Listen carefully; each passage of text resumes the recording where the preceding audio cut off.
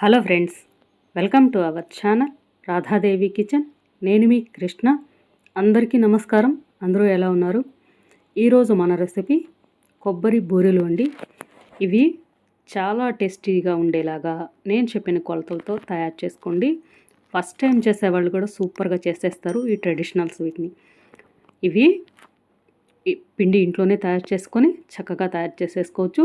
దీనికోసం ముందుగా ఒక బౌల్లో 2.5 కప్పుల బియ్యం తీసుకోవాలి. ఏ బియ్యమైనా పర్వాలేదు.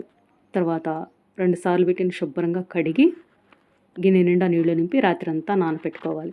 ఉదయాన్నే మరలా వాటర్ అన్ని శుభ్రంగా 2 సార్లు కడిగి వాటర్ అన్ని రిమూవ్ చేసేసుకొని ఒక పొడి క్లాత్ మీద వీటిని కొంచెంసేపు ఇలా ఆరపెట్టుకోవాలి. నీడలోనే ఆరపెట్టుకోవాలి.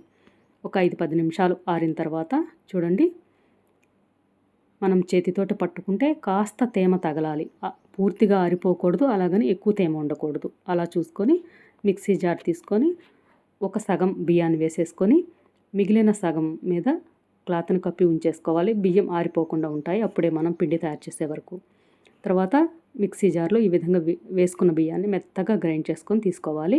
తర్వాత ఈ పిండిని జల్లించుకోవాలి. ఒక బేసిన్ మీద ఇలా జల్లెడ ఉంచేసి ఈ పిండిని జల్లించుకోవాలి. జల్లించుకున్న తర్వాత పిండిని కొద్దిగా ప్రెస్ చేసేసుకోవాలి. ఎప్పటికప్పుడు జల్లించుకున్న పిండిని ఆరిపోకుండా ఉంటుంది అప్పుడే. తర్వాత జల్లించగా వచ్చిన నూకని మిక్సీ జార్లో వేసేసుకొని మరలా కొద్దిగా బియ్యం వేసేసుకొని గ్రైండ్ చేసుకొని జల్లించుకోవాలి. ఈ విధంగా అన్ని బియ్యం వేసేసుకొని జల్లించుకున్న తర్వాత పిండిని ఇలా చక్కగా ప్రెస్ చేసి ఒక క్లాత్ కప్పి ఉంచుకోవాలి. పిండి ఆరిపోకుండా చూసుకోవాలి. ఇప్పుడు మనం ఒక గిన్నెలో 2 కప్పుల తురిమిన బెల్లాన్ని వేసుకోవాలి. ఒక అరకప్పు నీళ్ళని వేసుకోవాలి. తర్వాత ఫ్లేమ్ సిమ్లో ఉంచి ఈ బెల్లాన్ని కరిగించుకోవాలి. బెల్లం ఇలా కంప్లీట్గా కరిగిన తర్వాత దీన్ని ఒక మందపాటి గిన్నెలోకి వడకట్టుకోవాలి.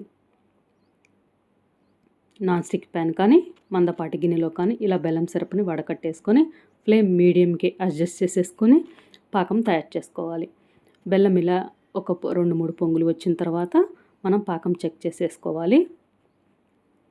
ఇలా ఒక గిన్నెలోకి నీళ్లు తీసుకొని కొద్దిగా బెల్లం సిరప్ని వేసేసుకొని మనం పాకం చెక్ చేసేసుకోవాలి. ఇలా ఒక కొంచెం సేపు ఆగి ఇలా మనం ముద్దలాగా తయారు చేస్తే చక్కగా ముద్దలాగా రావాలి. అప్పుడు మనకి పాకం రెడీ అయిపోయినట్లు. ఈ విధంగా తయారు చేసేసుకొని ఫ్లేమ్ సిమ్లో ఉంచేసుకోవాలి. తర్వాత 1 కప్పుకి నిండుగా పచ్చి కొబ్బరి తురుము వేసుకోవాలి. 2 స్పూన్ల నువ్వులు వేసుకోవాలి. నువ్వులు కూడా పచ్చి నువ్వులే. ఇలా వేసేసుకొని వీటిని మిక్స్ చేసేసుకోవాలి. ఇవి చక్కగా కలిసిన తర్వాత కొద్దిగా యాలకుల పౌడర్ని వేసుకొని మిక్స్ చేసేసుకోవాలి. మంచి ఫ్లేవర్ ఉంటుంది. తర్వాత 2 స్పూన్ల నెయ్యిని కూడా యాడ్ చేసుకొని మిక్స్ చేసేసుకోవాలి. ఇలా మిక్స్ చేసుకున్న తర్వాత మనం జల్లించి ఉంచుకున్న పిండిలోంచి కొద్దిగా వేసుకుంటూ మిక్స్ చేసేసుకోవాలి. 1 కప్పుకు నిండుగా తీసుకొని పాకంలో వేసేసుకొని ఇది కంప్లీట్గా మెల్ట్ అయిన తర్వాత ఇంకొక కప్పు పిండిని తీసుకొని యాడ్ చేసుకోవాలి. ఈ విధంగా కలుపుకుంటేనే మనకి చక్కగా ఉండలు కట్టకుండా పిండి బాగా కలుస్తుంది.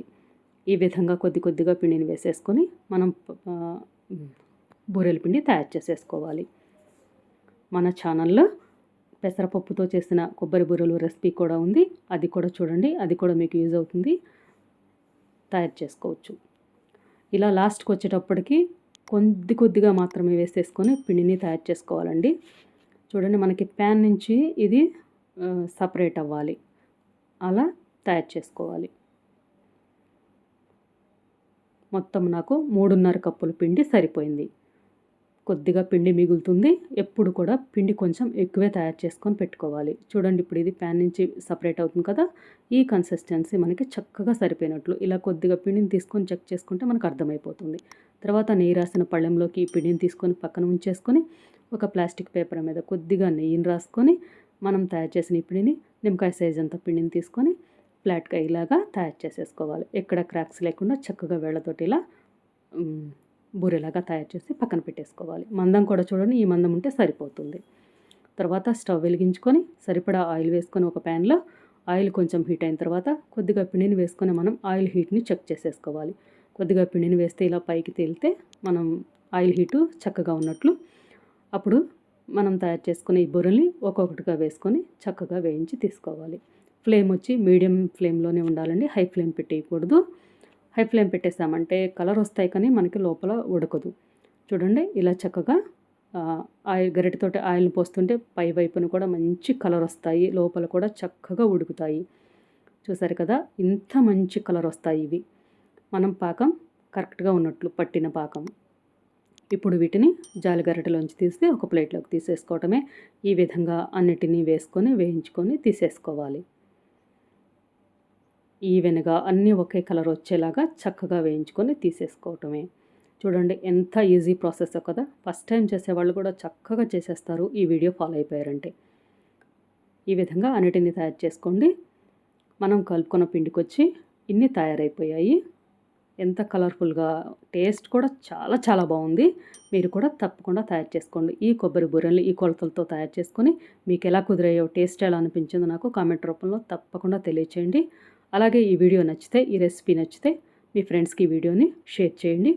అలాగే ఛానల్ని తప్పకుండా సబ్స్క్రైబ్ చేసుకోండి. సబ్స్క్రైబ్ చేసుకొని పక్కన ఉన్న బెల్ ఐకాన్ క్లిక్ చేసి ఆల్ అనే ఆప్షన్ ఆన్ చేసుకోండి. Thanks for watching friends.